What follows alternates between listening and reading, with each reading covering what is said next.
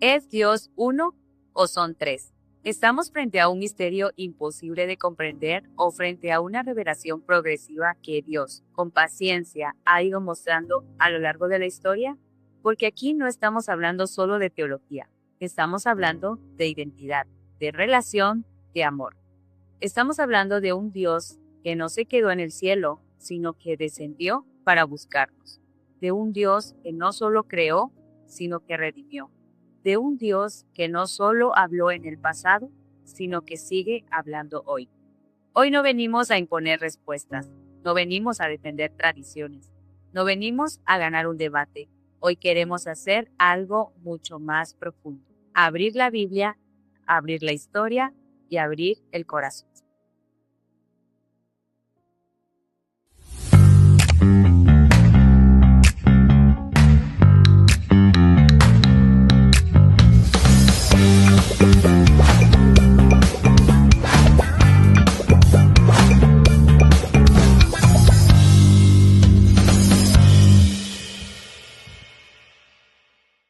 Sean todos bienvenidos a Esencia Adventista Podcast. Gracias por acompañarnos y por apartar un momento de su día para escuchar y aprender más de las verdades que Dios dejó para nosotros. Les invitamos a ponerse cómodos, a dejar a un lado las distracciones, buscar la Biblia y a preparar su corazón para este tiempo de reflexión y estudio.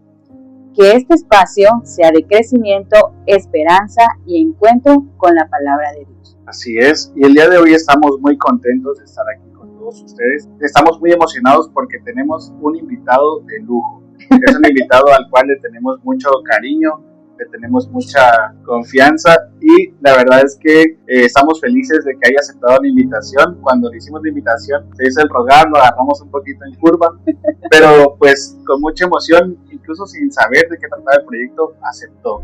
Así que queremos darle la bienvenida al pastor Oseas. Él fue pastor de nuestra iglesia y ahorita él es pastor en la iglesia de Maranata, en el distrito de Maranata. Así que, pastor, bienvenido. Pues muchas gracias por esta invitación que me hicieron llegar. Sin duda alguna, para mí siempre va a ser un privilegio y agrado poder participar y apoyarles en cada una de las actividades que tengamos la oportunidad, y qué mejor compartiendo la palabra de nuestro Dios. Bueno, algo que hemos estado haciendo con los otros pastores es preguntarles cuánto tiempo llevan de ser adventistas. Y si usted recuerda de manera específica dónde se bautizó, desde hace cuánto tiempo se bautizó, y si recuerda usted de casualidad en qué iglesia, ¿no? Y el pastor que lo bautizó. Pues sí, me bauticé el 7 de marzo del 2003. Me bauticé en la iglesia central de Cacahuatán, Chiapas.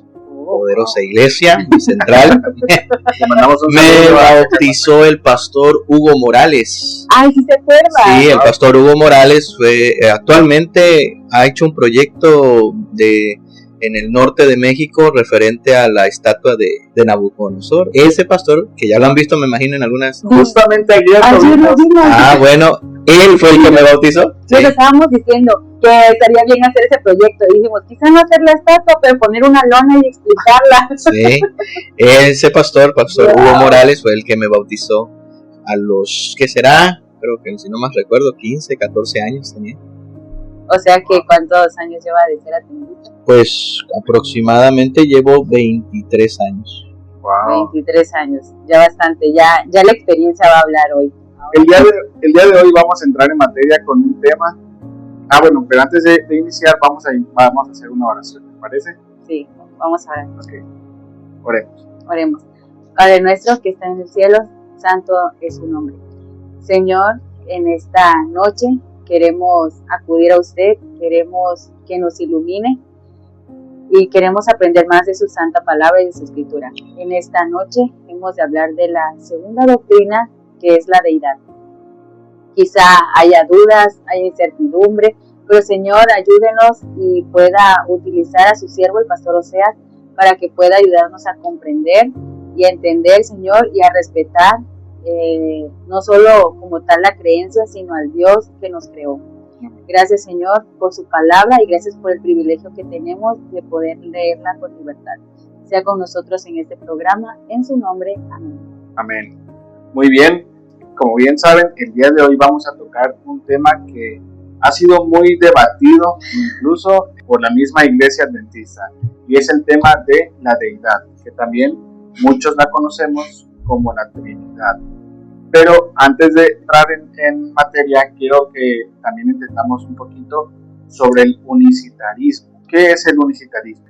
Sabemos que es una corriente que nació dentro del cristianismo y que sostiene que Dios es uno solo y que ese único Dios es el Dios Padre. Para los unicitaristas, Dios no está compuesto por distintas personas, es decir, para ellos Jesús no es Dios y el Espíritu Santo no es Dios. Creo que ellos solo piensan que como que el Espíritu Santo solo es un poder, ¿no? Es como un poder, es como una fuerza que actúa pues en favor de Dios, ¿no? Entonces, ¿en qué basan su creencia los unicitarios? Pues como saben, y como nosotros también lo dijimos en el capítulo anterior, todas nuestras creencias están basadas en la Biblia, ¿no? La palabra es nuestra única base de estudios, nuestra única base para donde sostenemos nuestra fe. Así que ellos pues también encuentran dónde sostener su creencia en la Biblia. Y ellos, uno de los versículos más importantes que utilizan, del cual se basan ellos, es Deuteronomio 6:4. Que Deuteronomio 6:4 dice: Oye Israel, Jehová nuestro Dios, Jehová uno es. Así que vemos que pues para ellos no hay más, ¿no? O sea, el versículo es claro. Y creo que si hay algo, pues hasta cierto punto chistoso, es de que los mismos versículos que se utiliza para pues, sustentar esta doctrina son los mismos que también podemos utilizar en la doctrina de la deidad. Pues es que al final de cuentas tenemos que aclarar la parte de lo que es uno, porque desde ahí va a marcar una diferencia en el que cree de manera de que es unitario, una sola esencia, un solo poder, podemos decir, descartando al Espíritu Santo, descartando a Jesús o descartando como tal tres personas en una. Entonces, en la Biblia, cuando vamos a Deuteronomio 6:4, encontramos la expresión: Oye Israel, Jehová vuestro Dios, Jehová uno. En esta palabra la he llegado a relacionar como cuando vamos a la escuela. En la escuela el maestro de matemáticas te dice que 1 más 1 más 1 es igual a 3. Pero cuando vas a la Biblia te dice 1 más 1 más 1 es igual a 1. Y comienzas a romperte la cabeza porque ¿cómo es posible eso? Entonces ahí es donde tenemos que desmenuzar un poquito el sentido que se le da a la palabra uno en la Biblia. Y ahí es donde yo relaciono y les invito a que quienes nos estén escuchando puedan buscar estas referencias bíblicas, como por ejemplo Génesis 2:24, donde dice: dejará el hombre a su padre y a su madre y se unirá a su mujer y serán uno, dice. Y cuando habla de uno, está relacionado en el contexto de un matrimonio, dos personas que unen su vida para estar juntos. Cuando vamos al libro de Génesis, igual en el capítulo 11, versículo 6, también encontramos la experiencia o la anécdota de la Torre de Babel. Y ahí, por ejemplo, encontramos la expresión de Dios cuando Él mismo dijo que descendamos. Y cuando ellos descendieron, dice el versículo 6, y dijo Jehová, el pueblo es uno. La palabra uno se relaciona con un pueblo, y un pueblo no está formado por una sola persona. Un pueblo está formado por diferentes personas. Pero ¿qué hacía que el pueblo se le describiera como pueblo uno? El contexto bíblico dice: todos estos, o sea, todo el pueblo, tienen un solo lenguaje. Han comenzado la obra y nada los hará desistir ahora de lo que han pensado hacer. Estaban unidos en un mismo propósito, estaban unidos en un mismo lenguaje. La palabra uno, al describir el pueblo es uno, es que el pueblo estaba unido en un solo objetivo. Entonces la palabra uno no debiera de entenderse como matemáticamente me lo enseñaron, sino la palabra uno debe estar relacionada a unidad de personas. Entonces cuando leemos ahora Deuteronomio 6:4, diría entonces: oye Israel, Jehová es una unidad de personas. Sí, muchas veces en nuestro intentar entender cosas lo limitamos a nuestra comprensión humana, y es lo que ayer le decía a Alex. Digo, es que nosotros tratamos de entender la Biblia a lo limitado que somos, Y muchas veces, claro que por eso nos quedamos cortos respecto, pero a ver, explícame esto, porque yo no lo entiendo tal cual, porque ahora sí que las matemáticas humanas no son las matemáticas de Dios. Entonces creo que eso es como que hace un poco más confuso el poder entender y desarrollar pues esta doctrina y entender los versículos. Pero creo que ya desde el principio pedimos la ayuda del Espíritu Santo, y sí, la verdad es que ha sido una doctrina que nos ha costado incluso a nosotros al repasar, que da dolor de cabeza. Pero de verdad sí queremos llegar, que ya no puedo, de que ya para mañana, porque de verdad que sí, hemos estado escuchando temas, reflexiones de otros pastores para lograr entender y pues explicarlo de la mejor manera que podamos disolver las dudas, no solo nuestras. Así es, y también uno, pues cuando Pablo dice, ¿no? Ya no vivo yo, más Cristo vive en mí. No está diciendo que son dos, o sea, son dos personas en una, no está diciendo que se convierten en dos, o que se convierten en uno entre los dos, sino que ya combinados, pues están los dos en el mismo propósito, ¿no? Claro, de hecho, en el Evangelio de Juan, capítulo 10, versículo 30, el mismo Jesús dijo, el Padre y yo, uno somos, dice. Entonces, volvemos nuevamente a tener una connotación, tanto en el Antiguo Testamento como en el Nuevo, como la palabra uno describe en relación con Dios unidad de personas. Hay una unidad de personas relacionada a Dios que se compone y que trabajan en armonía en pos de la salvación también de nuestra humanidad. Otro pasaje frecuente es Juan 17:3, el cual usan los unicitarios para también defender su doctrina, ¿no? Y es donde Jesús ora al Padre y lo llama el único Dios verdadero, distinguiéndose a sí mismo como el enviado, ¿no? Como diciendo que Él hace la voluntad del Padre, y es verdad, o sea, Él hace la voluntad del Padre. Entonces de ahí es donde ellos se agarran para decirle que son aislados, son dos personajes aislados. Distintos. También encontramos 1 Corintios 8:6, que dice que para nosotros hay un solo Dios, el Padre. Y en Juan 14:28 también Jesús mismo afirma, el Padre mayor que yo es. Así que pues todos estos son versículos o citas bíblicas donde los unicitarios se agarran para defender su creencia, la creencia de que Dios es Dios Padre y los demás son creados por Dios. Y pues son versículos donde, como bien decíamos hace rato, se habla de un Dios en singular, ¿no? La forma en la que se refiere pues está en singular. Sí, pero pues más adelante tengan paciencia y confianza que vamos a ir desmenuzando un poco estos versículos y pues aclarando ahora sí que estas dudas que se están yendo formando ahorita, ¿no? Y si no la tenían, ya la tienen. Ok, aquí vemos como tal estamos estudiando lo que es la Trinidad. Queremos preguntarle al pastor, ¿esta palabra existe en la Biblia? ¿Este término es bíblico? Bueno, como tal, no vas a encontrar un versículo que especifica la palabra Trinidad. Palabra Trinidad en la Biblia no va a existir, pero eso no descarta el contexto de definir que Dios es un Dios triuno, Padre, Hijo y Espíritu Santo. En este sentido, si nos vamos a una respuesta concreta, pues en la Biblia no aparece la palabra Trinidad, pero en esencia cuando ves el contexto de lo que Dios hace, cómo trabaja y cómo ha obrado, tú percibes al Padre, al Hijo y al Espíritu Santo en función. Entonces, si tuviéramos que definir, por ejemplo, un versículo o ciertas citas bíblicas donde basemos nuestra creencia en la deidad, ¿cuáles serían? Pues hay un montón en las cuales podemos nosotros decir, por ejemplo, uno de los que es muy común es cuando se cita el mandato de Jesús para bautizar, ¿no? Mateo capítulo 28, verso 19 dice, y bautízalos en el nombre del Padre, del Hijo y del Espíritu Santo.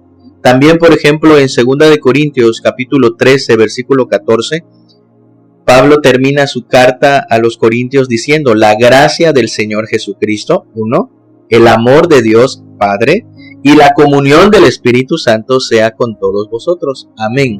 Entonces ahí nuevamente se expresa a las tres personas. Otro pasaje bíblico que podemos quizás también manejar tiene que ver con Efesios capítulo 4, versículo 4 y versículo 6, donde el apóstol Pablo hace también mención y resalta a estas tres personas. Efesios capítulo 4, versículo 4 al 6, cuando dice, un solo cuerpo y un solo espíritu, como fuisteis también llamado en una misma esperanza y de vuestra vocación, un solo Señor y una sola fe, un solo bautismo, un solo Dios y Padre de todos, el cual está sobre todos y por todos y en todos. En el versículo 4 resalta al Espíritu Santo. En el versículo 5 resalta al Hijo y en el versículo 6 resalta al Padre. Nuevamente podemos encontrar a esas tres personas allí. Otro pasaje bíblico, si ustedes quieren ahondar un poquito más en esto, a mí me encanta mucho describir a Dios en esas tres personas cuando vemos la visión de Isaías. Isaías capítulo 6, versículo 8 al 10. Vean lo que dice. Vamos a leer los 3 versículos de corrido y vamos a ir desmenuzando. Después oí la voz del Señor que decía: ¿a quién enviaré y quién irá por nosotros? Entonces respondí yo, dice Isaías: heme aquí, envíame a mí. Y dijo: anda y dile a este pueblo: oíd también y no entendáis, ved por cierto, pero no comprendáis. Embota el corazón de este pueblo, endurece sus oídos y ciega sus ojos, para que no vean con sus ojos, ni oigan con sus oídos, ni su corazón entienda, ni se convierta y haya para él sanidad. Si tú lees desde el versículo 8, tú dices: la voz de Dios es la que está hablando. Y entonces con toda autoridad describimos, es el Padre hablando con Isaías. Pero cuando tú vas comparando el versículo 9, que dice: oíd y no entendéis, ved por cierto, pero no comprendáis, busquemos el libro de Hechos 28, 25 y 27 y comparemos la misma oración, la misma frase. Si lo tienes ahí, Laura, pues sería bonito. Hechos 28, 25 al 27. Y como no estuviesen de acuerdo entre sí, al retirarse, les dijo Pablo esta palabra: bien, habló el Espíritu Santo. Ahí nada más. Mira lo que está diciendo. ¿Habló quién? El Espíritu Santo. Okay. ¿Y qué habló el Espíritu Santo? Por medio del profeta Isaías a nuestros padres. ¿Y qué dice? Diciendo: ve a este pueblo y diles: de oído oiréis y no entenderéis, y viendo veréis y no percibiréis.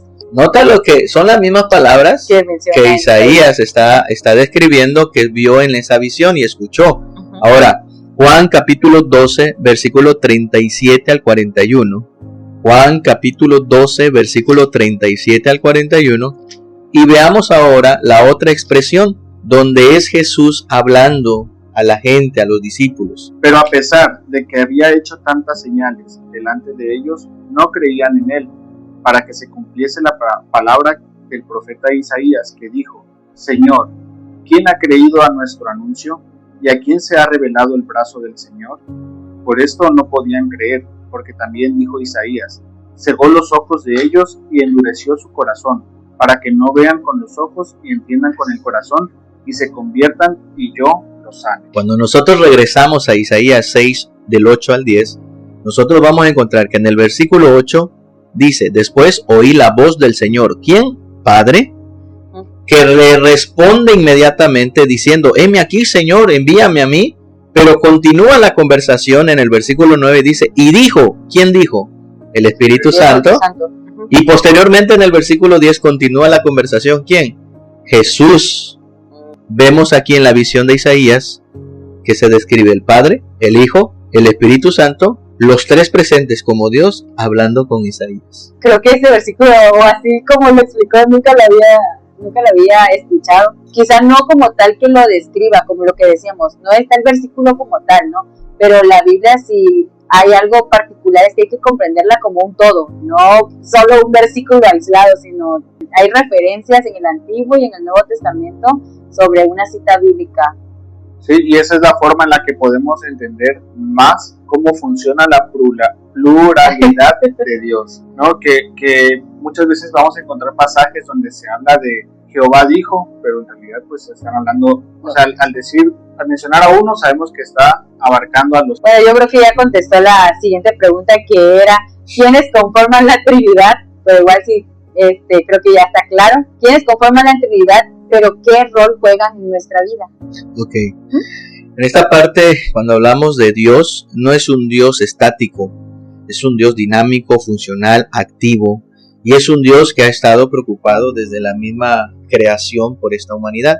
Por ejemplo, nosotros podemos referirnos, y quisiera más que nada describir a grandes rasgos cómo Dios ha venido trabajando a lo largo de la historia. Por ejemplo, encontramos la parte de la creación cuando se menciona en Génesis 1:1. En el principio creó Dios. Dios estuvo activamente creando los cielos y la tierra. Pero si relacionamos a Dios como un triuno, Padre, Hijo y Espíritu Santo, no es que solo uno de los tres trabajaron, sino los tres por igual estuvieron en función. Génesis 1:1 resalta al Padre como Dios actuando en la creación. Presenta el versículo 2, y la tierra estaba desordenada y vacía, y el Espíritu, dice, se movía. Y el Espíritu estaba allí, presente. Juan capítulo 1, versículos del 1 al 3, específicamente el versículo 3, menciona con claridad que nada de lo que se hizo. Juan capítulo 1, versículos del 1 al 3. En el principio era el Verbo, y el Verbo era con Dios, y el Verbo era Dios. Este era en el principio con Dios. Todas las cosas por Él fueron hechas, y sin Él nada de lo que ha sido hecho fue hecho. Cuando hablamos del Verbo, específicamente hablamos de Jesús, y cómo lo comprobamos. El mismo versículo 14 en su contexto dice: y el Verbo se hizo carne y habitó entre nosotros, lleno de gracia y de verdad, y vimos su gloria, gloria como el unigénito del Padre. Es decir, Jesús es el Verbo, y el Verbo estaba con Dios, porque el Verbo es Dios, y todas las cosas, dice, por medio de Él fueron hechas. Cuando Dios estaba creando, el Padre, el Hijo y el Espíritu Santo fueron parte activa de la creación de este mundo, de la creación de todos los seres vivos. Aunado, algunos piensan, no, pues es que el Espíritu Santo es una esencia, es un poder, y Él no participó. Pero si vas a Job, capítulo 33, versículo 4, Job 33, 4. El Espíritu de Dios me hizo, y el soplo del Omnipotente me dio vida. Nota, el Espíritu me hizo, dando a entender que el Espíritu Santo fue parte activa en la creación. Entonces, dentro de los roles vemos a un Dios obrando como el Dios creador de los cielos y de la tierra. Pero también podemos ver a un Dios que desarrolló el plan de salvación activamente. Por ejemplo, Juan 3:16 encontramos un texto muy conocido. Porque de tal manera amó Dios al mundo. Y entonces encontramos al Dios Padre amando a esta humanidad, pero no solamente amando de labios, sino un Dios que lo demostró a tal punto que estuvo dispuesto a sacrificar a su único hijo. El Padre da al Hijo. El Hijo, dice Filipenses 2:6 al 8, no aferrándose a su condición divina, se despojó de sí mismo, tomó la condición de siervo y se hizo obediente hasta la muerte, muerte de cruz, obediente a la disposición que el Padre estaba dando a su Hijo a morir en rescate de nosotros, para que todo aquel que en Él crea no se pierda, mas tenga vida eterna. ¿Y qué hizo el Espíritu Santo en esto? Vean lo que dice Mateo capítulo 1, verso 18. El nacimiento de Jesucristo fue así: estando desposada María, su madre, con José, antes que se juntasen, se halló que había concebido del Espíritu Santo. El Espíritu Santo es el que había engendrado al Hijo en la Virgen. Si lo podemos rectificar un poquito más, Lucas capítulo 1, verso 34 y 35. Entonces María dijo al ángel: ¿cómo será esto? Pues no conozco varón. Respondiendo el ángel le dijo: el Espíritu Santo vendrá sobre ti, y el poder del Altísimo te cubrirá con su sombra, por lo cual también el santo ser que nacerá será llamado Hijo de Dios. Entonces, si se dan cuenta, en la ejecución del plan de salvación para la encarnación de Jesús, el Padre ofrece a su Hijo, el Hijo acepta la misión y se dispone también a ser partícipe, haciéndose obediente hasta la muerte, muerte de cruz, y el Espíritu Santo lo engendra. Entonces está el Padre, está el Hijo, está el Espíritu Santo. Otro rol en el bautismo. Conocemos mucho eso. Jesús se bautiza por Juan el Bautista, el cielo se abre, se oye una voz potente que dice: este es mi Hijo amado. ¿Quién habló? Pues el Padre. En forma de paloma desciende el Espíritu Santo, y nuevamente vemos a los tres: Padre, Hijo y Espíritu Santo.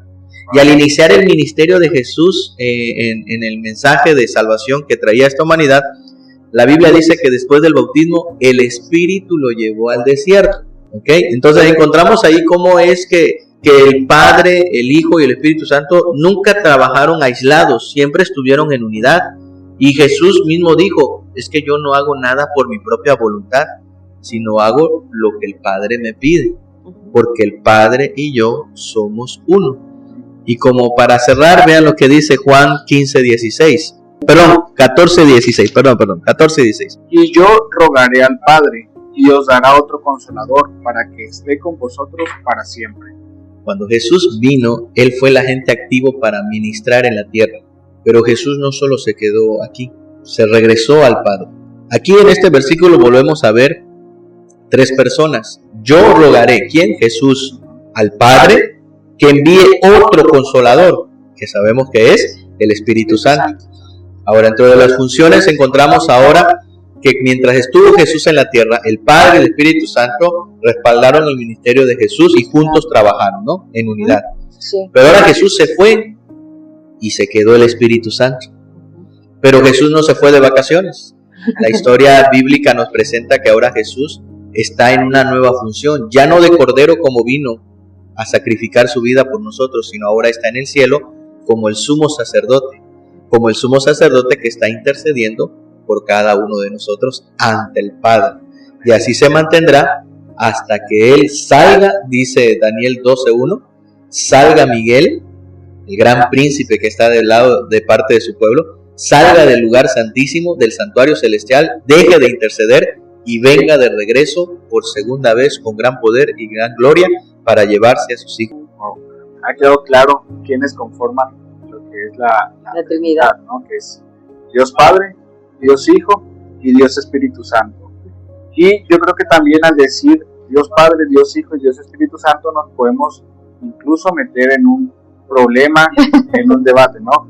¿Acaso, pues sabemos que el politeísmo...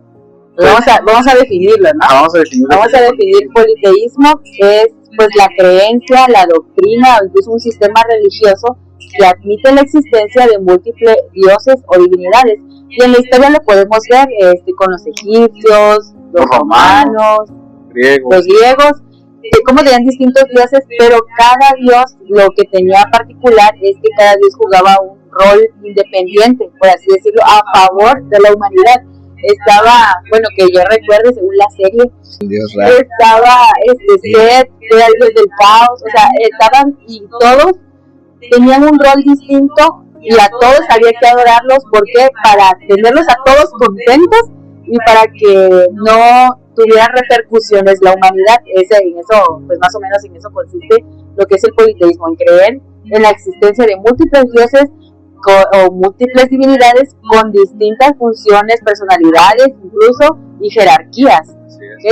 ¿Okay? Y entonces, o sea, nosotros al entender lo que es el politeísmo y al tener a Dios Padre, a Dios Hijo y a Dios Espíritu Santo, ¿eso no nos hace a nosotros politeístas? ¿O cómo podemos nosotros decir que no somos politeístas? Bueno, tomando en cuenta la definición que ustedes acaban de decir del politeísmo, creo en múltiples dioses. Ajá. Y uno puede decir, bueno, tú me estás diciendo que el Padre, el Hijo y el Espíritu Santo pues son Dios. Exacto. Ok. También me dices que en el caso del politeísmo, esos dioses múltiples, cada uno tiene una función y un atributo específico. Pero con nuestro Dios, que es un Dios Padre, Hijo y Espíritu Santo, los tres es uno.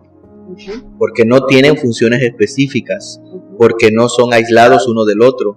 No es un complemento de decir, tú tienes fuerza y tú tienes poder y yo necesito eso y no. Y yo soy la acción, ¿no? Yo soy la acción. No es así. Porque en el caso de Dios, los tres comparten la misma esencia. De hecho, la palabra deidad es eso. Deidad es la descripción de la naturaleza, la esencia de Dios mismo. Y en el caso de Dios, tanto el Padre, tanto el Hijo, tanto el Espíritu Santo comparten los mismos atributos. Los tres son creador, los tres son eternos, los tres son omnipotente, omnisapiente, los tres son sabiduría, los tres son amor en el aspecto de su carácter. O sea, los tres comparten lo mismo. Por eso decimos, a diferencia del politeísmo, que creen diferentes dioses, pero esos dioses tienen habilidades específicas, funciones específicas, nosotros creemos en un solo Dios que comparte la misma esencia, mismos atributos, misma característica, misma naturaleza, pero que que sabemos que el Padre, el Hijo y el Espíritu Santo no son tres dioses diferentes con funciones específicas, sino son tres en uno, porque los mismos atributos, la misma naturaleza, la comparten los tres. Okay. Y vamos a hablar sobre quizá un dilema, por así decirlo, que se encuentra en el bautismo registrado en el libro de Hechos. Como vemos en el libro de Hechos, menciona que los apóstoles bautizaban no utilizando la fórmula, por así decirlo, que da la indicación de Mateo 28:19, en el nombre del Padre, del Hijo y del Espíritu Santo. Y menciona varias referencias, Hechos 2:38, Hechos 8:16, que por cierto le vamos a pedir a los hermanos que saquen su Biblia y nos pongamos a estudiar Hechos 10:48, Hechos 9:5, son pasajes donde se registra que los discípulos bautizaban en el nombre de Jesús. Pues aquí viene la pregunta, ¿por qué en Hechos los apóstoles bautizaban solo en el nombre de Jesús y no en el nombre del Padre, del Hijo y del Espíritu Santo? Bueno, en esta parte, como les comentaba previamente, ha causado siempre revuelo la parte de cómo explicarlo. No quisiera quitar crédito al compañero porque lo consulté con un compañero, teólogo también, el compañero Josué Kawitz, no sé si lo ubican a él, que creo que ya está terminando la maestría, sino que ya terminó, no más recuerdo, la maestría en teología sistemática, que va muy englobado a la parte de las doctrinas y creencias. Entonces él me comentaba referente a la explicación que hay dentro de los mismos teólogos. Y hay teólogos que han afirmado la parte de decir, bueno, es que debemos de entender, si ya entendimos que Dios es uno y que los tres comparten la misma naturaleza, los mismos atributos, hay teólogos que dicen, bueno, entonces al presentar que son bautizados en el nombre de Jesús, están englobando a esa deidad. Porque al final de cuentas dice, si tú vas a Mateo capítulo 28, versículo 19, no dice bautízalos en los nombres, sino bautízalo en el nombre del Padre, en el nombre del Hijo, en el nombre del Espíritu Santo. Entonces, hay algunos teólogos que tienen esa explicación o ese argumento de decir, bueno, están bautizando en el nombre de Jesús por el hecho de que es en el nombre. Platicando con mi amigo, él me hacía la referencia a que en el libro de Hechos es necesario tomar en cuenta el contexto de lo que significa y lo que conlleva la palabra en el nombre de Jesús y cómo se expresa. Y él me decía, en el libro de Hechos lo que se está dando a entender es la confesión de fe de esa persona. Okay. Por ejemplo, vayamos a la Biblia. Hechos capítulo 3, y ahí nos vamos a ir en los diferentes versículos del libro de Hechos. Hechos capítulo 3, verso 6. Dice, mas Pedro dijo, no tengo plata ni oro, pero lo que tengo te doy, en el nombre de Jesucristo de Nazaret, levántate y anda. Nota que utilizan la frase en el nombre de Jesús, y la frase en el nombre de Jesús es una declaratoria de fe. No tengo oro ni plata, pero en el nombre de Jesús te digo, levántate y anda. Otro versículo podemos notar, versículo 16 del mismo capítulo 3. Y por la fe en su nombre, a este que vosotros veis y conocéis, le ha confirmado su nombre, y la fe que es por él ha dado a esta completa sanidad en presencia de todos nosotros. Por la fe en el nombre. Entonces prácticamente conlleva esa frase de la confesión de fe. Capítulo 5, verso 40. Y convinieron con él, y llamando a los apóstoles, después de azotarlos, le intimaron que no hablasen en el nombre de Jesús, y los pusieron en libertad. Prácticamente hablar en el nombre de Jesús no es una declaratoria de invocación, sino es una confesión de fe. Capítulo 9, verso 27. Entonces Bernabé, tomándole, lo trajo a los apóstoles y les contó cómo Saulo había visto en el camino al Señor, el cual le había hablado, y cómo en Damasco había hablado valerosamente en el nombre de Jesús. Capítulo 8, verso 36. Y yendo por el camino, llegaron a cierta agua, y dijo el eunuco, aquí hay agua, que impide que yo sea bautizado. Felipe dijo, si crees de todo corazón, bien puedes. Y respondiendo dijo, creo que Jesucristo es el Hijo de Dios. Entonces, hay algo que debemos de también tomar como referencia. Muchas de las personas a las cuales los discípulos le predicaron y que bautizaron, muchos de ellos son también judíos. Y muchos de los judíos sabemos bíblicamente que la Escritura dice, a los suyos vino y los suyos no le recibieron. Un judío aceptaba la presencia de Dios, Dios el Padre. Un judío reconocía la presencia de ese Dios, pero no aceptaba a Jesús. Entonces, ¿por qué bautizar en el nombre de Jesús? Porque podemos también decir que es la persona a la que habían rechazado y no habían aceptado.